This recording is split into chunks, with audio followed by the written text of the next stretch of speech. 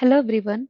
In this video, we are going to see how to do demagnetization analysis for a permanent magnet with respect to external magnetic field and temperature.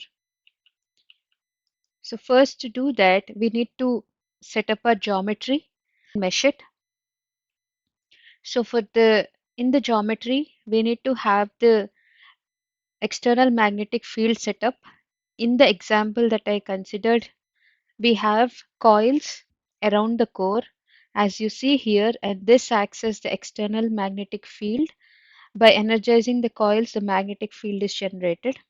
The face in pink is the magnet that is going to be demagnetized due to the magnetic field that we give as input to the model. Once the geometry is ready, you can mesh the model and then do the rest of the setup. The next thing is, first before we move on to the setup of model, for this model we are considering N48 magnet material. So you can see that the material characteristic changes with respect to temperature. So in a magnet, when we operate magnet above the knee point here, then our magnet is safe and it does not lose any of its magnetization. Whereas when you operate at any point below its knee point, for example in this region, the magnet will lose its magnetization, and when it comes back, it'll come back to a lower remnant flux density compared to the original state where it is in. That is what you're seeing. So if your load point is in here, when the current is reduced to zero back again, it did not come back to its original state. It came back to B dash here. So characteristic of demagnetization, it changes with respect to temperature also. That is what you see here. So for example, for 20 degrees centigrade, you can see that the knee point is very low. So it is more safe if we operate at 20 degrees centigrade. Whereas when if we move to the curve of 60 degrees centigrade, the knee point is a little higher. More chances of our magnet getting demagnetized much faster compared to the magnet operating in a way lower temperature. So this is what you'll observe when you increase the temperature. So at 80, the knee point moved much more higher, at 100 and at 120. So we are going to give these characteristics with respect to temperature to flux so that you can see how the magnet uh, characteristic changes with respect to temperature and also the external magnetic field that we give as an input. So here first, before we go into the material configuration, first we'll create the parameters that are needed with respect to temperature. So here you can see on the x-axis I select parameter called temp4, which is nothing but the temperature that I'm going to give, the temperature at which the magnet is operating. And on the ordinate, which is nothing but the y-axis, is where we give the values. So here the remnant flux density and the coercivity values are taken as a physical parameter, and then they are given as table of values which are changing with respect to the temperature. So after creating this, what you need to do is you need to define these parameters in your magnet material. So that's what I did. So I created a material called NDFEB. I just named it, but you can name it as N48 also. And I gave the parameters to their respective values. So here, since it is a nonlinear magnet material, so I'm considering nonlinear magnet type. And I gave BR for remnant flux density, HCB for normal coercivity, and then HCJ for the intrinsic coercivity. And then make sure you're selecting that taking into account demagnetization during solving. And then for the core, I just took a simple analytical saturation model for the core, named it as iron with initial relative permeability as 1000 and saturation magnetic polarization as 0.3. Once I have it in the geometry, created the face regions that are needed and then assigned them to their particular faces in the geometry. So as you see, the ones that are with the blue border, the outside of it are the phase regions that I created, like the yellow one, and then the outside air. This phase is not visible in here, but we do have air around here as well. So those are assigned to the air or vacuum region. And this one and this one are the coil faces, so these will be assigned to coil conductor. So that's what I did it in here with n number of turns and a positive orientation for this side of the coil and a negative orientation to the other side of the coil. And once you have this, then for the core we are providing iron as a material, and the mid one, the pink one, is the magnet material. Now let's look at the model. I'll show you how all these phase regions are given again, and then I'll also explain the scenario in there. So this is the model I was showing you previously with the core, coils, and also the magnet here. So when I said phase regions, so these are the phase regions in here that we are using. So you can see air. So this is all is air. This is coil, coil 2, and then core, and then this is the magnet. Infinite is also air region, which is nothing but the air around. So let me show you. So this is the infinite region that you're seeing here outside. So I'll again make it invisible. So now to look at the coil conductor. So how did I give the coil conductor? Because you're seeing coil conductor in the phase region, but what this is.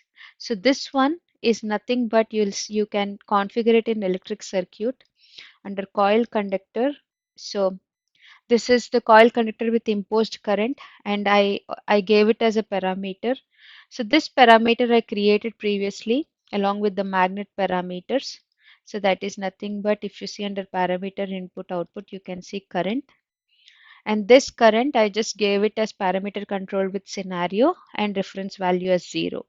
In scenario, you can change your current, which is nothing but your external magnetic field, and then you can run your simulation for a certain amount of time, and then you can look at how the magnet is demagnetizing along time with the change in the temperature.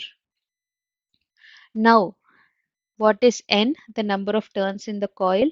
So for the number of turns, I took 2000 turns for the coil, but you can adjust based on how your external magnetic field is.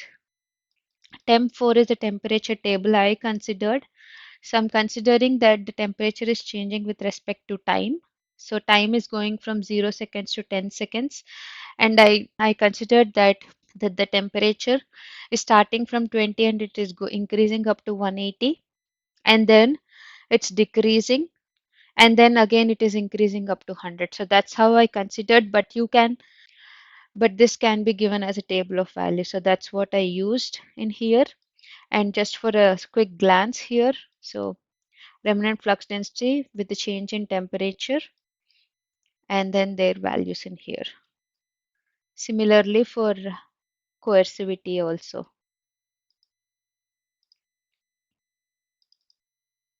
Here. Now for the solving scenario, how I gave is here I'm telling that my time is changing from 0 to 10 and I'm running it for 1 second. And then under control parameters, I'm changing the current from 0 amps to 10,000 amps. And at each step, your simulation will run from 0 to 10 seconds, and you can see with the change in each and every external magnetic field how the magnet is getting demagnetized. Now, what I did is I solved this scenario. So that's what you're seeing. It's fully solved. And you can see, I'll click on select step. And here the scenario is solved for all the currents from 0 to 10,000 amps. And for each step, you'll be able to look at the demagnetization in the magnet for all the from 0 to 10 seconds.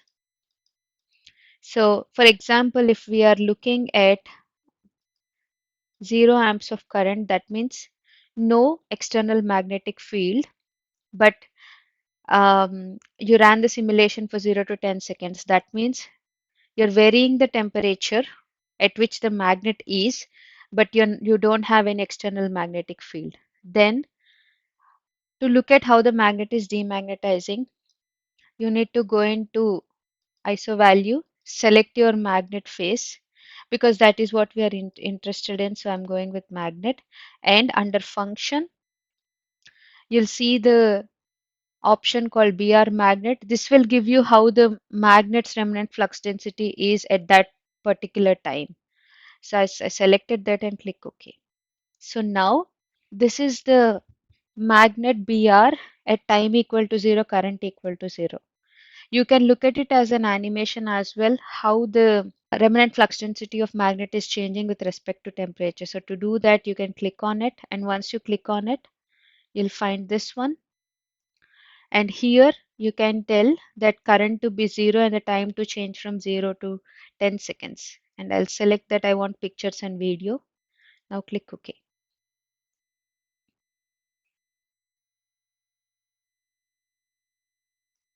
Okay, and now I have the animation ready. So now you can see with the variation of time from 0 to 10 seconds at current equal to 0, how the remnant flux density in the magnet is changing with the change in temperature. See, for once it increased, magnet got demagnetized, and after a certain time, so for example, if I start, so at this point it got demagnetized already, which is at nothing but at 100 degrees centigrade. And now, after that, it does not change because once the magnet is demagnetized, it cannot go back to its original state. So you will see that the demagnetized magnet is maintained for rest of the time. Similarly, you can see it at very high currents also. For example, if I look at, I'm doing it at 1700 amps, and you can see it got demagnetized here slightly, and it stayed there after. Okay. Let's look at it at 10,000 amps and then OK. Now let's create an animation at 10,000 amps and click OK. At a very high external magnetic field, and if I reduce the speed, should be able to see. Yes, see, magnet got demagnetized on these corners, and once it got demagnetized completely, like demagnetized, it did not return to its original state of having initial BR anymore. So these two sides are demagnetized and it stayed there. This is how you can define your material characteristics with respect to temperature, and then vary your temperature with respect to time, and at the same time look at how the magnet is getting demagnetized with respect to external magnetic field. Thank you.